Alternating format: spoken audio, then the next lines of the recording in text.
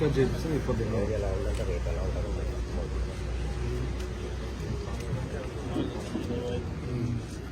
సార్తో మాట్లాడే చెప్పాను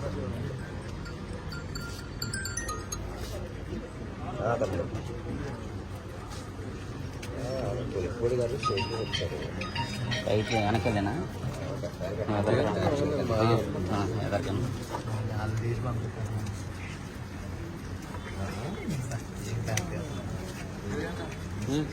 అరే ఏతో ఉంది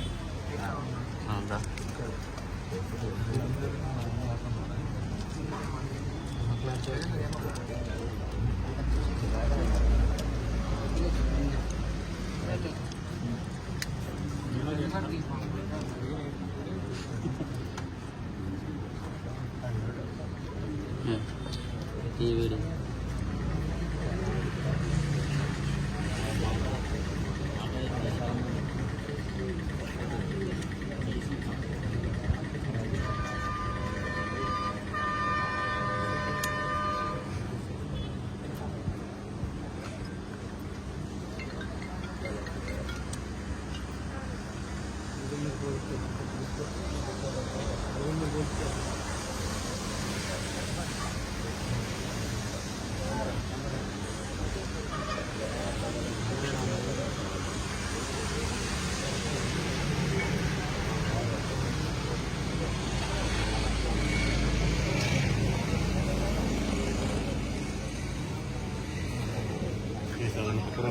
మిగతా పట్టుకున్న కొంచెం మీడియా ఒక అవకాశం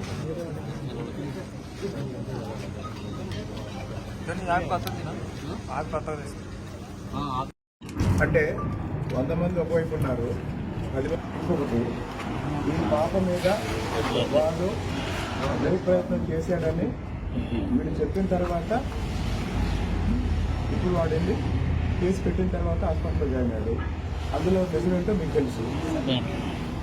డిఫెన్స్ సెక్రటరీ సార్ డిఫెన్స్ అందులో నిజమేంటో సెక్షన్ సెక్రటరీ అంటున్నారు. పెట్టి వాడికి రాజమర్యాదలు ఏంటి? బొక్స్ కట్టినప్పుడు నేను జాయిన్ చేయలేదు సార్, అడ్మిట్ అయ్యాడు. సరే వాడు అడ్మిట్ అయ్యాడు, మీరు తీసారండి సార్. రేపు డిశ్చార్జ్ చేస్తానని గట్టిగా వెళ్ళారు.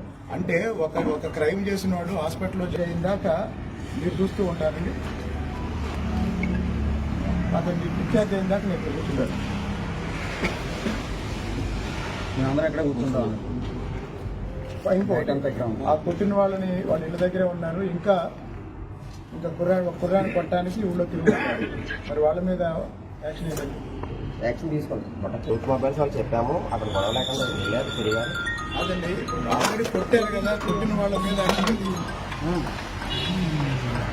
11 ఏళ్ల పాపని రేపు చేయాలని ప్రయత్నం చేసి ఆ పాప వాళ్ళ చెయ్యి కొరికి పారిపోయి ఒక రకంగా మళ్ళీ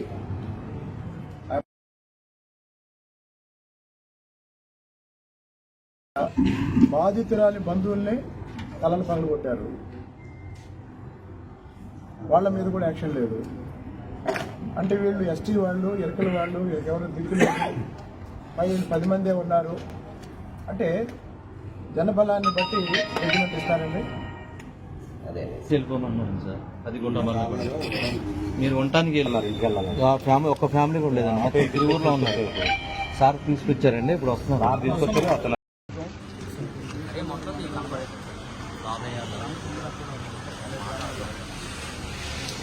అందరూ పోలింగ్ హడావుల్లో ఉన్నప్పుడు ఇంటి దగ్గర పెద్దవాళ్ళు ఎవరు లేని సమయంలో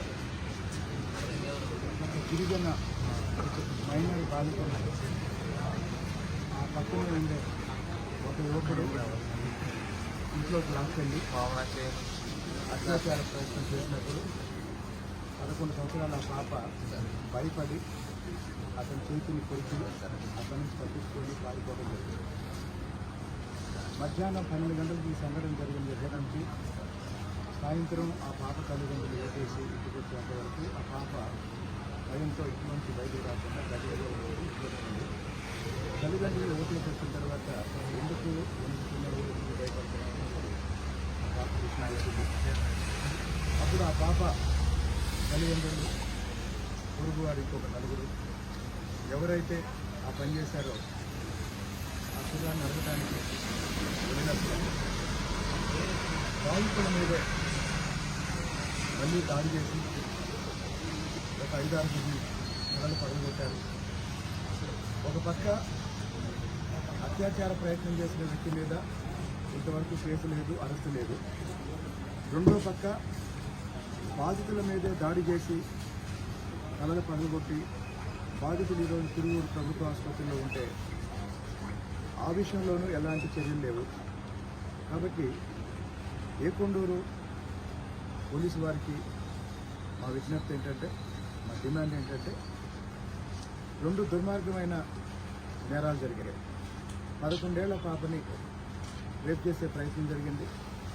ఆ మానవ మృగాన్ని వెంటనే అరెస్ట్ చేసి చర్యలు తీసుకోవాలి.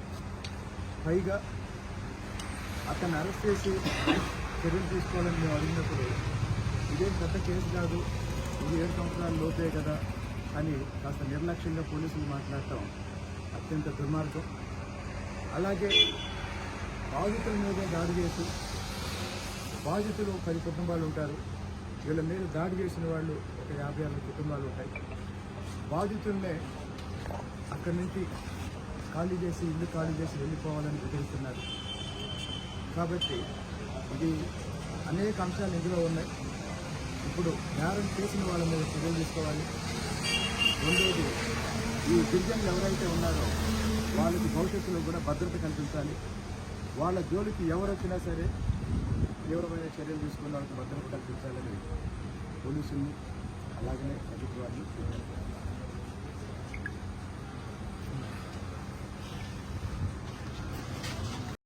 అంటే 100 మంది ఒకవైపు ఉన్నారు, 10 మంది ఇంకొకటి. ఈ పాప మీద వాడు వెరీ ప్రయత్నం చేశాడని వీడు చెప్పిన తర్వాత ఇప్పుడు వాడు వెళ్ళి కేసు పెట్టిన తర్వాత హాస్పిటల్లో జాయిన్ అయ్యాడు. అందులో నిజమేంటో మీకు తెలుసు. డిఫెన్స్ సెక్రటరీ సార్, డిఫెన్స్ అందులో నిజమేంటో సబ్ సెక్రటరీ అంటున్నారు. పెట్టి వాడికి రాజమర్యాదలు ఏంటి? బొక్స కట్టినప్పుడు నేను జాయిన్ చేయలేదు సార్, అడ్మిట్ అయ్యాడు సరే వాడు అడ్మిట్ అయ్యాడు, మీరు తీసారండి. సార్. రేపు డిశ్చార్జ్ చేస్తానని గట్టిగా వెళ్ళారు. అంటే ఒక క్రైమ్ చేసిన వాడు హాస్పిటల్లో ఇందాక మీరు చూస్తూ ఉంటారండి. అతను డిశ్చార్జ్ అయిన దాకా నేను కూర్చుంటాను. మేమందరం ఎక్కడ కూర్చుంటాం. ఇంకోటి, ఆ కొట్టిన వాళ్ళని వాళ్ళ ఇళ్ళ దగ్గరే ఉన్నారు. ఇంకా కుర్రాన్ని కొట్టడానికి ఊళ్ళో తిరుగుతున్నారు. మరి వాళ్ళ మీద యాక్షన్ ఏంటండి? యాక్షన్ తీసుకుంటాం. యూత్ మొబైల్స్ వాళ్ళు చెప్పాము, అక్కడ గొడవ లేకుండా వెళ్ళారు తిరిగారు. అదండి, ఆల్రెడీ కొట్టారు కదా, కొట్టిన వాళ్ళ మీద యాక్షన్ 11 ఏళ్ల పాపని రేపు చేయాలని ప్రయత్నం చేసి ఆ పాప వాళ్ళ చేయి కొరికి పారిపోయి ఒక రకంగా మళ్ళీ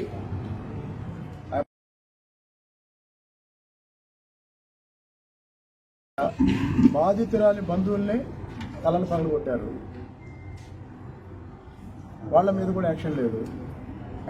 అంటే వీళ్ళు ఎస్టీ వాళ్ళు, ఎరకల వాళ్ళు, ఎవరు దిక్కులు పై 10 మందే ఉన్నారు. అంటే జనబలాన్ని బట్టి రెగ్యుమెంట్ ఇస్తారండి. అదే వెళ్ళిపోమన్నాను సార్, అది కూడా మీరు ఉండటానికి వెళ్ళారు. ఇంటికి వెళ్ళాలి. ఒక్క ఫ్యామిలీ కూడా లేదండి, మొత్తం తిరువూరులో ఉన్నారు. సార్ తీసుకొచ్చారండి, ఇప్పుడు వస్తున్నారు. తీసుకొచ్చారు.